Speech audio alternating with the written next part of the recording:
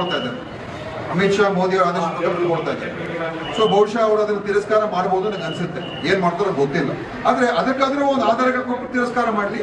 ಕುಮಾರಸ್ವಾಮಿ ಅವ್ರ ಮೇಲೆ ನಿಮ್ಮ ತನಿಖೆ ಸರಿ ಇಲ್ಲ, ನಿಮ್ಮ ಏನು ನೀವು ಹೇಳಿದ್ರೆ ಅದು ಸರಿ ಇಲ್ಲ ಅಂತ ಹೇಳ್ಬಿಟ್ಟು ತಿರಸ್ಕಾರ ಮಾಡಲಿ. ಆಮೇಲೆ ಬೇಕಾದ್ರೆ ಕೋರ್ಟ್ಗೆ ಹೋಗ್ಬೋದು. ಬಹುಶಃ ನನಗೆ ಅನ್ಸುತ್ತೆ ರಾಜ್ಯಪಾಲರ ವಿರುದ್ಧ ನಾವು ಕೋರ್ಟ್ ಕೂಡ ಹೋಗ್ಬೇಕಾಗ್ತದೆ. ಯಾಕೆಂದ್ರೆ ಅವ್ರು ಈ ತರ ಪಕ್ಷಪಾತ ಮಾಡ್ತಾ ಇರುವಂತದ್ದು, ಕೋರ್ಟಿನ ಆದೇಶ ಅದಕ್ಕೆ ತೀರ್ಮಾನ ತಗೊಳ್ಬೇಕು. ಒಂದು ಯಾವುದೇ ಒಂದು ಕಡತ ಅವ್ರ ಮುಂದೆ ಇದ್ದಾಗ ಅನಿರ್ದಿಷ್ಟ ಕಾಲ ಅದನ್ನ ಇಟ್ಕೊಳ್ತಕ್ಕಂಥದ್ದು ಅದು ತಪ್ಪದು.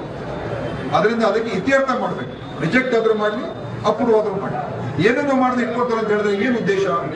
ಬಹುಶಃ ಅವಾಗ ಕುಮಾರಸ್ವಾಮಿ ಅವ್ರ ವಿರುದ್ಧ ಏನಾದ್ರೂ ಅವ್ರನ್ನ ನಮ್ಮ ಜೊತೆ ಬರೋದಕ್ಕೆ ಏನಾದ್ರೂ ಅವ್ರ ಹಿಡಿತದಲ್ಲಿ ಇಟ್ಕೊಳ್ಳೋದಕ್ಕೋಸ್ಕರ ಕುಮಾರಸ್ವಾಮಿ ಅವ್ರನ್ನ ಇಟ್ಕೊಳ್ಳೋದಕ್ಕೋಸ್ಕರ ಏನಾದ್ರು ಮಾಡಿದ್ರ ನಮ್ಗೆ ಗೊತ್ತಿಲ್ಲ. ಸೊ ರಾಜ್ಯಪಾಲರ ನಡೆ ಸ್ಪಷ್ಟವಾಗಿರ್ಬೇಕು. ಇವತ್ತು ಖಂಡಿತವಾಗಿ ಇಲ್ಲ ಅಂತ ಇಡೀ ರಾಜ್ಯದ ಜನರಿಗೆ ಗೊತ್ತಾಗಿತ್ತು.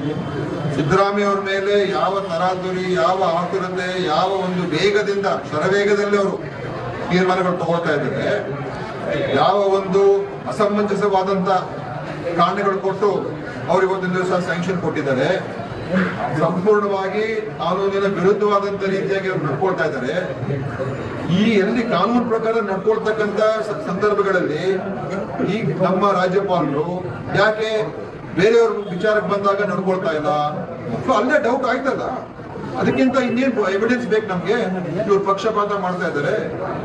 ಇವರು ರಾಜ್ಯದ ಒಂದು ಚುನಾಯಿತ ಸರ್ಕಾರವನ್ನ ಕೆಲಸ ಮಾಡೋದಕ್ಕೆ ಬಿಡದೇ ಇರುವಂತ ವ್ಯವಸ್ಥೆಯನ್ನ ಒಂದು ರಾಜ್ಯದ ವಿರುದ್ಧವಾದಂತ ಕ್ರಮ ಇವತ್ತು ತಗೊಂಡಿದ್ದಾರೆ. ಯಾಕಂದ್ರೆ ಸರ್ಕಾರವನ್ನ ಅಸ್ಥಿರಗೊಳಿಸುವಂತದ್ದು, ಉದ್ದೇಶಪೂರ್ವಕ ಮಾಡುವಂಥದ್ದು.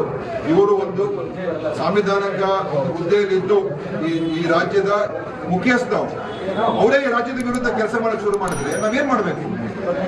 ರಾಜ್ಯವನ್ನು ಅಸ್ಥಿರಗೊಳಿಸಬೇಕು, ರಾಜ್ಯದಲ್ಲಿ ಅಭಿವೃದ್ಧಿ ಆಗಬಾರ್ದು, ರಾಜ್ಯ ಸರ್ಕಾರ ಚೆನ್ನಾಗಿ ಕೆಲಸ ಮಾಡಬಾರ್ದು ಅಂತ ಉದ್ದೇಶ ಇಟ್ಕೊಂಡವರು ನಿರ್ವಹಣೆ ಮಾಡಕ್ಕೆ ಶುರು ಮಾಡಿದ್ರೆ ಅದು ನಮ್ಮ ರಾಜ್ಯದ ವಿರುದ್ಧವಾದಂತ ಕೆಲಸ ರಾಜ್ಯದ ಒಬ್ಬ ಮುಖ್ಯಸ್ಥ ಮಾಡ್ತಾರೆ.